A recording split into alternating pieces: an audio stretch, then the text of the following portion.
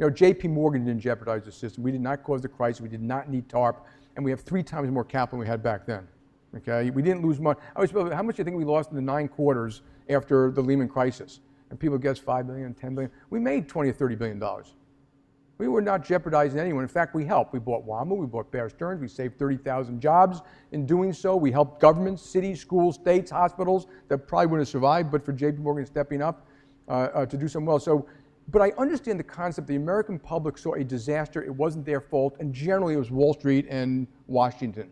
And they absolutely have the right to say, we want a safe and sound banking system that doesn't cost me money and doesn't take down my economy. Those are true. That does not mean, it's a false lie to say, therefore all of these rules and regulations are good. They're unrelated. So the American public's been told that whatever bank wants, don't do it. Any, strengthen Dodd-Frank. That's not accurate, okay? Some of these things, a lot of the things in Dodd-Frank had nothing to do with the crisis. I mean, zero, nada. They were just the pet peeves of certain Democrats who just put things in because they felt like it. Someone said to me once, anything that has the name of a senator on it, that was their bad part. Like Barney Frank and I agreed on some of the things that should have been in there. Anytime you've done major legislation and major regulations, and they're different, by the way, it's perfectly reasonable for people to look back, reanalyze, recalibrate, think it through, talk about what good it did, what damage it did, how we can help. Folks, we have not solved the housing market with mortgages. Because we haven't solved that issue, which is among 7 agencies or something like that, banks and other institutions are afraid to make mortgages to first-time home buyers, self-employed, or people who had a prior bankruptcy. Now, people who had a prior bankruptcy, 80% of the time is perfectly legitimate. There's nothing wrong with them. It was usually due to death, divorce, disease, loss of job.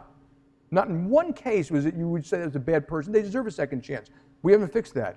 I would look at some of the rules and regulations of reducing credit available in the system, but they do not create more safety and soundness. And I don't want to bore you with the details about that. So Dodd-Frank isn't the Bible, okay? And to me, matter of fact, even Chuck Schumer used to say to me, look, eventually these huge legislative will be opened up and we look at it, recalibrate it, synchronize it, reduce the negative parts of the cost that has no benefit, while still accomplishing the ultimate goal. So it's a perfectly reasonable thing to look at these things and try to figure out what you can do better, as opposed to a knee-jerk reaction.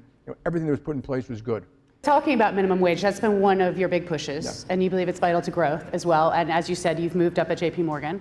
We now have a nominee for labor secretary who's been one of the most open advocates against raising the minimum wage, and has been quite firm about that. I don't think so, because what I read, what he said is that the government should be very careful about raising its minimum wage too high. It should be a decision made at a local level, because you all, a lot of businesses, can afford.